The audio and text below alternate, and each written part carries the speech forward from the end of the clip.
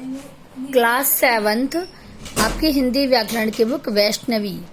इससे आज आपको मैं देखिए, आपकी गर्मी की छुट्टियां पड़ गई थी, जिसके कारण आपकी व्याकरण का तो एक भी लेसन नहीं हो पाया था, है ना। तो अब आपका मैं व्याकरण का लेसन करा रही हूँ, जरा ध्यान से पढ़िएगा, ठीक है, क्योंकि अब हमारे पास टाइम कम, सिलेबस ज्यादा है। तो आज आपको मैं पाठ 1 पढ़ा रही हूँ। पाठ 1 जो है आपका भाषा, लिपि और व्याकरण है, ठीक है। भाषा, लिपि और व्याकरण। तो देखिए भाषा क्या होती है। भाषा, आप इस पिक्चर में देखिए, आपको 3 लोग नजर आ रहे हैं, पर ये आपस में अर्जुन जो है वो कृष्ण को हाथ जोड़ते हुए दिखाई दे रहे हैं युद्ध भूमि में, ठीक है। कौन है? अर्जुन पितामह भीष्म को प्रणाम करते हुए नजर आ रहे हैं। तो इन्होंने जो प्रणाम किया है, हाथों जोड़ को किया है ना, हाथ को जोड़ के, तो इससे इन्होंने कौन सी भाषा से किया है? इन्होंने संकेत के द्वारा, मतलब इशारे से अपना समझाया है कि मैं आपको प्रणाम कर रहा हूँ। कोई पास में तो ये खड़े नहीं है, तो इन्होंने अपने भाव प्रकट किए हैं संकेत के माध्यम से।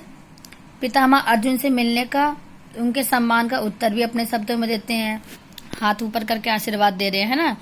तो देखिए भाषा का एक छोटी सी डेफिनेशन बता रही हूँ मैं, कि जिस साधन के द्वारा हम अपने विचार को बोलकर, लिखकर तथा दूसरों के विचारों को सुनकर, पढ़कर समझ लेते, वही भाषा का कहलाती है। देखिए भाषा मेन एक तरीके से वो चीज होती है जिसके माध्यम से हम दूसरे के विचारों को समझ सकते हैं। दूसरा अपना विचार हमें कैसे समझा सकता है? या तो हमें कोई लिख के दे देगा, कोई पत्र लिख के दे देगा, मैसेज टाइप करके दे देगा, मेल भेज के दे देगा, या बोल के, है ना। बोलने में देखिए, आप भाषण देना हो गया, टीवी पे जो आता है, कितना भी प्रोग्राम आता था, सब बोल के ही तो आता है। तो ये सब बोलने का माध्यम हो गया। या इशारे के माध्यम से, मैंने किसी को मुंह से नहीं बोला नमस्ते, पर मैंने हाथ जोड़ के किया, है ना। चाहे मैंने इशारे पे मैंने उसको कहा इधर आ जाओ, हाथ हिलाया आ जाओ, या हंस दिया, उसकी बात का रिप्लाई कर दिया। तो देखिए आप, भाषा को प्रकट करने के कई माध्यम हैं, बोलना, लिखना व संकेत के द्वारा। तो हम कुल मिला के कह सकते हैं कि भाषा वह साधन है जिसके द्वारा हम अपने मन के विचारों को दूसरे के समक्ष प्रकट करते हैं तथा दूसरे के विचारों को हम समझ सकते हैं, वह भाषा कहलाती है।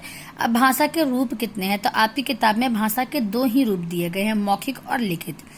मौखिक में ये आपको मैंने समझाया था पहले ही कि मौखिक में क्या होता है, हम अपने मुंह से बोलकर, ये दूसरे को ही अपने मुंह से बोलकर, ठीक है, अपनी बात को समझाता। जैसे कि आप देखिए, मित्र हैं आपके, बहन भाई, कुछ भी आपसे बात करते हैं तो वो मुंह से बोलते हैं ना, तो वो आपका मौखिक रूप कहलाएगा। भाषण देना, टीवी पे कोई प्रोग्राम आ रहा है वो बोल के समझाना, रेडियो पे कोई प्रोग्राम आ रहा है वो बोल के समझाते हैं, तो ये सब आपका मौखिक रूप है। अगला है लिखित। लिखित जैसे कि कंप्यूटर, इंटरनेट, चाहे फोन पे मैसेज हो गया, चाहे पत्र लिखना हो गया, सब लिखित हो गया, कि हम अपने विचारों को लिख कर प्रकट करते हैं, वो लिखित रूप कहलाता है। अब आ गई हमारी मातृभाषा के बारे में बात। तो मातृभाषा क्या होती है? जब बच्चा जन्म लेता है तो वो अपने परिवार में ही रहता है, और परिवार के आसपास जो भी, चाहे परिवार में जो भी भाषा बोली जाती है वही भाषा सीखता है वो, है ना। तो वही हमारी मातृभाषा कहलाती है। तो इसकी परिभाषा हम दे सकते हैं कि वह भाषा जो माँ तथा परिवार के अन्य सदस्य द्वारा घर में दी जाती है और घर में प्रयोग की जाती है, वो मातृभाषा कहलाती है। मातृभाषा का पता लग गया आपको। अब आप देखिए, अगला है आपका राष्ट्रभाषा। तो राष्ट्रभाषा क्या होती है? हिंदी हमारे देश की प्रमुख भाषा है, क्योंकि हमारे पूरे देश में, पूरे भारत देश में, अगर हम किसी भी कोने में चले जाएं, हम हिंदी बोलेंगे तो हिंदी हमारी भाषा सब कोई समझ जाएगा, क्योंकि हिंदी हमारी राष्ट्रभाषा है प्लस संपर्क भाषा है। और आज़ादी मिलने के बाद से 14 सितंबर 1949 को हिंदी को राष्ट्रभाषा के रूप में मान्यता प्रदान की गई है। इसीलिए पूरे भारतवर्ष में 14 सितंबर के दिन हम कौन सा दिवस मनाते हैं? हिंदी दिवस। अब आ गई बात बोली की। तो बोली क्या होता है? तो देखिए आप, बोली होता है जो स्थानीय और घरेलू बोली से है। मतलब कि ये हुआ कि आप देखेंगे हर थोड़ी दूरी पे आप जाएंगे, हर 4 कोस की दूरी पर जाएंगे, तो आपको वहां की बोली में परिवर्तन नजर आएगा, है ना। वो स्थानीय भाषा होती है। कौन सी भाषा होती है? स्थानीय या घरेलू भाषा। तो इसको हम बोल सकते हैं, भारत के क्षेत्रीय रूप को हम बोली कहते हैं। जैसे कि पंजाब में चले गए पंजाबी हो गया, बिहार में चले गए भोजपुरी हो गया, मैथिली हो गया, बहुत सारी बोलियां होती हैं।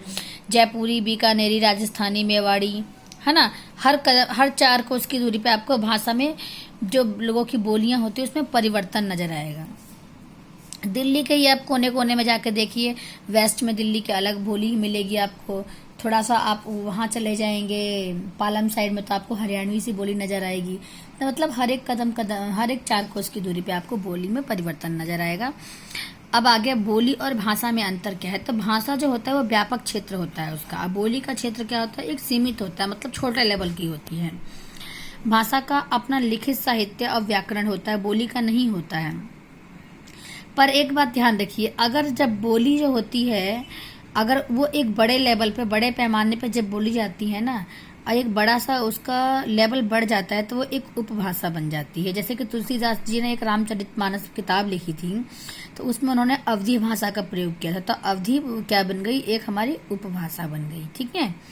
अब देखिए सबसे टॉपिक की बात ये है, ये जो बॉक्स दिया आपको याद करना है कि 22 भाषाओं को भारतीय संविधान से मान्यता प्राप्त है। ये कौन कौन सी है आपको इस बॉक्स में दिया गया है। अब आगे लिपि। लिपि क्या होता है, भाषा की ध्वनि को लिखने के ढंग को लिपि कहा जाता है। अर्थात हम ये भी कह सकते हैं कि भाषा को लिखते हुए जो जिन ध्वनि चिन्हों का हम प्रयोग करते हैं वो हमारी क्या कहलाती है, लिपि। ठीक है। अब है अलग अलग भाषाओं की लिपि अलग अलग होती हैं। संस्कृत, हिंदी, नेपाली की देवनागरी, उर्दू की फारसी, अंग्रेजी की रोमन, पंजाबी की गुरमुखी, ये सब आपको याद करना है। उर्दू ठीक है, और फारसी, ये जो 2 है ना भाषाएं, इनको ना दाईं ओर से बाईं ओर लिखा जाता है। ये भी एक मेन टॉपिक है, ये भी आपको याद रखना है। और दूसरा बात आ गई व्याकरण। तो व्याकरण क्या होता है, व्याकरण वह शास्त्र है जिसके द्वारा हम भाषा को शुद्ध लिखने का ज्ञान प्राप्त करते हैं। व्याकरण के 3 अंग होते हैं, वर्ण विचार, शब्द विचार, वाक्य विचार। वर्ण विचार में क्या होता है, वर्ण विचार में अक्षरों का रूप में हम ज्ञान प्राप्त करते हैं, है ना, उसके भेद लिखने का सोचते हैं, लिखने की पे विचार किया जाता है। शब्द विचार में शब्दों का भेद, बनावट, उत्पत्ति, इन सब के बारे में। वाक्य विचार में इसकी रचना, वाक्य विग्रह, विराम चिन्ह, ये सब आता है। और साहित्य में क्या होता है, भाषा में ज्ञान के अलग अलग विषयों का भंडार होता है। ज्ञान का जो भी संचित कोश होता है उसी हम साहित्य कहते हैं। साहित्य के भी 2 प्रकार होते हैं, पद्य और गद्य। जो पद्यांश होता है वो काव्य कृति के रूप में लिखा जाता है, गद्यांश जो होता है एक पैराग्राफ के रूप में होता है, गद्य के रूप में। ठीक है। जैसे नाटक, उपन्यास, पत्र वगैरह हो गया। और पद्यांश में दोहा, छंद, चौपाई, ये सब होता है। मानक भाषा विद्वानों और शिक्षाविदों द्वारा स्वीकृत भाषा रूप मानक भाषा कहलाती है। जो विद्वान और शिक्षाविद होते हैं जिन्होंने स्वीकार किया है मानक भाषा को, वही है ना, वर्ण शब्द ये सब क्या होते हैं, मानक भाषा कहलाती है। अब देखिए नीचे दिया हुआ है, जैसे गए, है ना, तो गए को मानक रूप में हम इस तरीके से लिखते हैं, नई को हम इस तरीके से लिखते हैं। ये आपको बॉक्स याद करना है। अब मैं आपकी इसकी वीडियो अपलोड करके आपके इस पे डाल देती हूँ यूट्यूब चैनल पे, आप लोग देख लीजिएगा। और इसके जो प्रश्न उत्तर और जो एक्सरसाइज है, अभ्यास कार्य, मैं आपको इमेज के द्वारा आपके व्हाट्सएप ग्रुप पे भेज दूंगी। ठीक है बच्चों।